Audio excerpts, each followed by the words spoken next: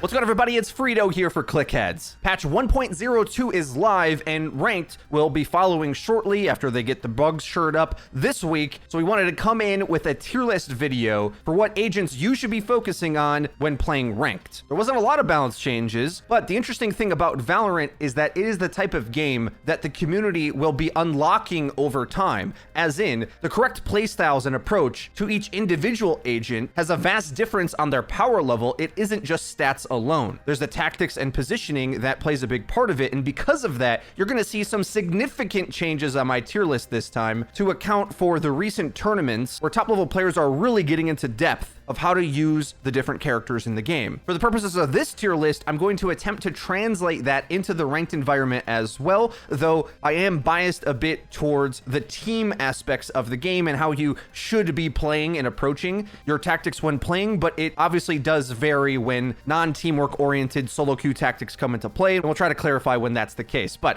starting off, I want to note that I'm not putting anyone in C or B tier. In fact, the lowest tier I have is A/B, or maybe like an A- tier. Reason being, I think the balance of the game is quite strong right now, and I don't think there's any agent that you should feel puts you at too much of a disadvantage against another one. This A/B tier is going to consist of agents that I think have other slightly better options for the role they want to play. Well, let's start off with Viper because she's the one that was recently tuned. The buffs, I would say, pull her up out of the lower tiers, but the fundamental problems of her kit that I've discussed at greater length in other videos still remain, where she's going to see her biggest value when rounds go longer and there's lots of utility exchanged, and I don't think we're in that type of meta yet, though the more tech you learn with her and the better spots you find, you may start to make an argument that Viper works on more maps than the ones that are well known to be strong for her, which are Split and Bind. I think Ascent is too big and Haven has 3 sites, so the inflexibility of Viper really shows in 2 of the 4 maps, and that alone means that maybe she should go even lower on this list, but she's so good on those other maps that are a bit tighter together that her style of play can work, so she's gonna stay here. But otherwise, in this tier are a lot of aggressive agents. One that probably is gonna stand out like a sore thumb for you is Reyna at the bottom of the list, and here's the problem with Reyna, which will be explained more in the other agents of her type, but maybe even more in depth in future videos if we feel like enough players aren't experiencing why I rank Reyna so low. Reyna's problem is her one ability to gain space is Leer, and when it lands, it's insane. But when you know the enemy has a Reyna and you either play together or safely around cover, Leer doesn't gain you nearly as much impact or space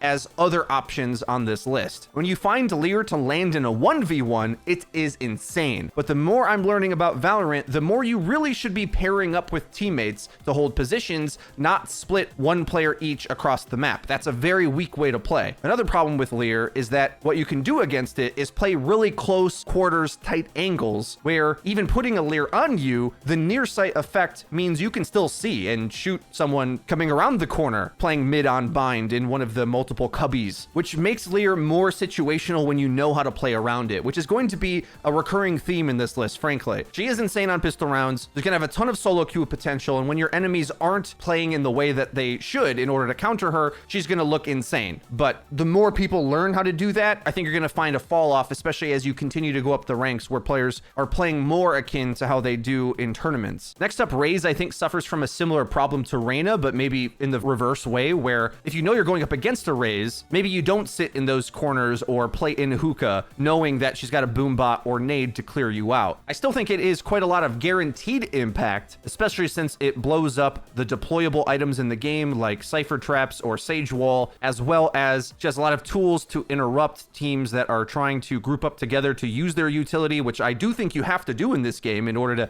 get space effectively. So I would consider her a bit more of a counter pick. What it comes down to is there's other characters on this list that can have the flushing playstyle to punish big executes or to clear people out of camping spots. And although Raze will do more damage at that, the other options have more flexibility in their play. There's a few cases where Raze can be very good. I just think the evolution of the game right now has been moving towards players and pro teams especially learning how to take space a lot better. The defensive core of the game still exists, but there's other better tools for gaining ground. Next up is Breach, who takes a pretty mighty fall for me. And this is twofold because I've seen top level teams find alternate ways to get the value that he wants to get. But also in solo queue, I think Breach is really bad. In fact, for solo queue on this list, you might want to flip Breach and Reyna, because the problem with Breach is that you're going to need some pretty perfect coordination with your teammates as to not hit them with all your abilities. If you can do that, you're playing in a pre-made, well, you can knock Breach up the list, maybe even as high as S tier again. But I think what we're going to find is that the other entry kit in this game is a bit easier and doesn't require synergy or promote anti-synergy, where you accidentally stun or flash a teammate. Don't take this somewhat low placing as indicative that Breach is bad. Again, this tier is like a half step away from the next one. With skill and coordination, you definitely can knock him up a tier. Now, to the major surprise tier, way up into A. In my last tier list video, people really called me out on saying Jett was really good, but I think especially recent tournament performance really brought out that yes, Jett indeed is able to play the game in a different way than other agents, particularly with the AWP or clutching late rounds with her movement or her ultimate on eco rounds. She secures a lot of rounds for you. So yes, you have to be skilled to play her, but frankly, you got to be skilled to play every agent in this game. You got to be able to shoot something at some point.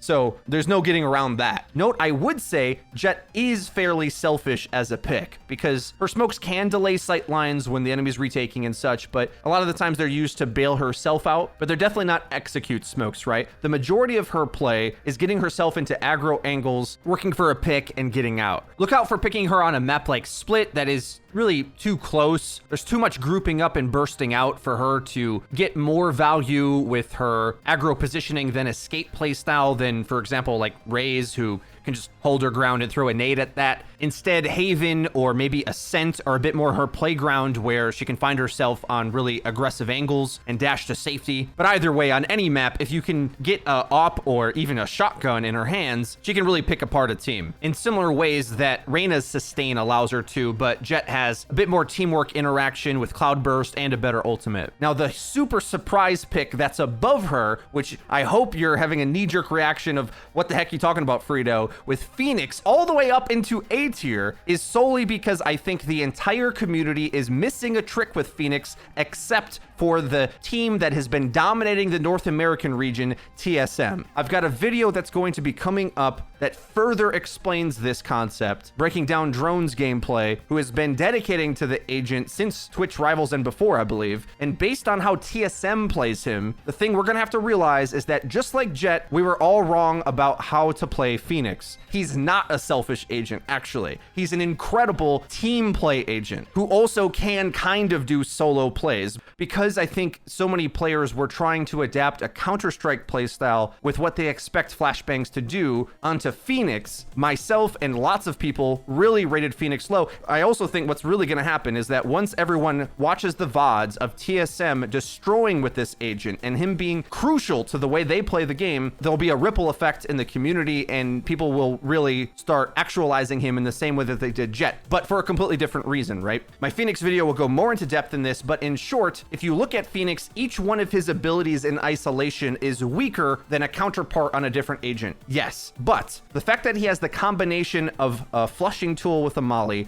a wall to block line of sight, and a flash, he is just fundamentally different than Breach or Reyna, who also want to have that entry role to get space. Because of that, you almost want to think of him half the time as a bit of a controller in the way that he controls the map. In a budget way, yes, but blocking off a line of sight and setting up a guaranteed curveball safely around a corner, there's tons of spots on maps like Bind for this, gets you map unlike other agents, right? Omen can do this kind of with his paranoia, but Phoenix can do it more aggressively, faster, more reliably. And whereas Breach really needs the map to be kind of set up perfect for him, Phoenix can do this much more flexibly. You won't find him as successful in the solo queue environment if you're just trying to flash yourself in around every corner in the way that Reyna can with Lear. She'll feel way better in that, playing selfishly for 1v1s. But that's not how Valorant should play. You should play in pairs a lot of the time or in full executes. And that's what TSM does. But I'll have a further guide that I think will really change your mind on this, the way my mind has been changed. Seeing TSM use curveball to flash out of smokes, to rush in as a team, and how drones take on the agent really just allows way more map control for TSM than teams not playing him. And in fact, in the most recent tournament up against Cloud9, they swapped onto Phoenix themselves to try to mirror what TSM was doing. And I think the effects of this has already started to set in, and that it'll only get amplified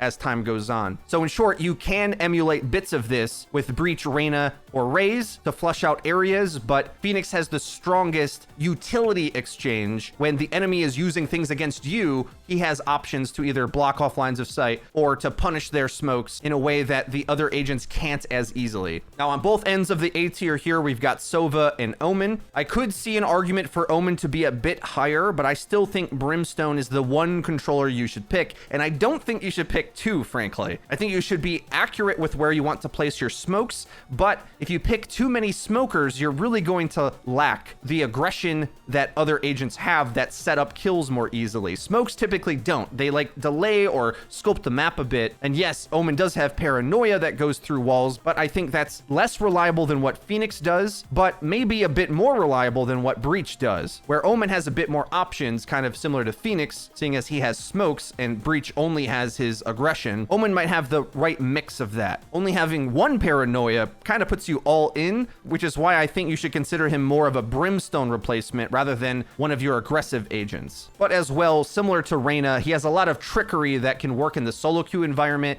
that loses its power as teams listen for the sound cues and track his teleports in the mid round or when he uses his ultimate a bit more carefully. That falls off really quick. Makes for awesome Reddit clips, obviously, but doesn't really play an impact into my power ranking here. If you're outplaying enemies that don't understand how Omen works, then maybe he raises in value, but my placing here is based on the guaranteed impact you should get out of him when your opponents don't fall into every trick that he lays. And last up on the A tier is Sova, who again, I'm going to look to TSM, dominating NA, has showed us a lot of crafty post-plant shock darts to guarantee defending a bomb, which really closes out late round, and he's got a lot of good early round intel gathering, which really aids the entry effort. As one of your two aggressive agents in your team comp, I think Sova might be one of the best. Having an owl drone to entry, perhaps even checking to see if a smoke is safe to run through or not to mention recon marking aggressively. I think Sova's the type of agent that over time is just going to keep getting better. The more lineups you learn with him, the scarier he is, so much so that when they're properly figured out and the meta has really resolved, we might even consider Sova S tier. But with only a minimal amount of that information known so far or feeling relevant, he'll just have to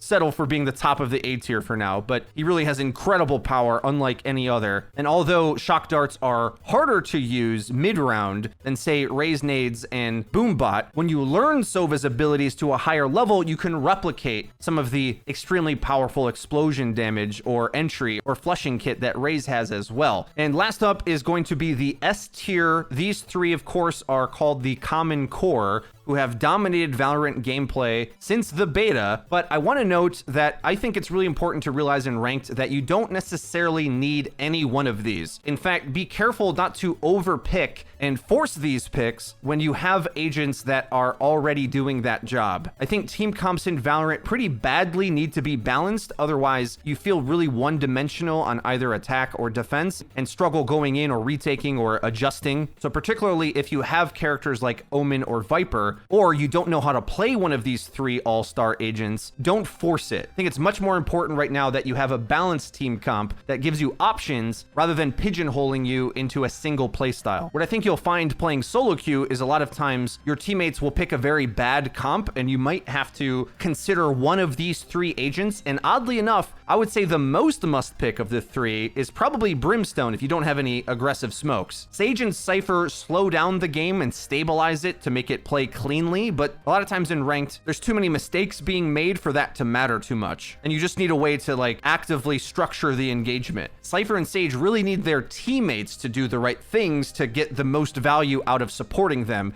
because Cypher's good at watching the flank and locking down sites, and Sage heals the team and slows down lanes the best of anybody. I don't think they really make up for sloppy play that your teammates likely will be employing. So I would suggest trying to make sure that you establish your own play style where you can get your guaranteed frags. And if it's on one of these agents, that's fine. But just because the pros always pick these 3 when they're in a 5 stack doesn't mean you should feel the need to have to force them. Because really, Sage has been nerfed to a point where she has to be played in a supportive way and isn't going to get many heals off in a round. And although Rez is a strong ultimate, all the ultimates are pretty strong and rival the value that I think Rez gets. And the problem with the wall nerf, with it only being 10 meters, you're going to have better sync with your teammates to get value out of her. So the long and short of it is, I think Sage and Cypher can't adapt to bad teamwork as well as you might think. In fact, I would say Cypher's even better at that because he can lock down such a presence on the map, whereas Sage kind of needs her team to hold their own. But this is a subject that we'll breach a little bit more in future videos as well, talking more about the solo queue strategies. Today's tier list video was a mix of the entire game and the different contexts at once, which I know can get a bit confusing, but we'll talk more about this as it develops. Let me know in the comment section down below what you think of my tier list. Am I crazy yet again for putting Jett and Phoenix so high up in the tier list? Let me know your thoughts, and as well, while you're down there, be sure to hit the video with a like and hit the bell icon so that you actually get notified when our new videos come live. We've got a lot more to make, so you don't want to miss out. Check out our Twitter on your way out. Hit us a follow on there, and feel free to hit us up to discuss more about the game of Valorant. Otherwise, that's been it for me. I've been Frito for Clickheads. We'll see you guys next time.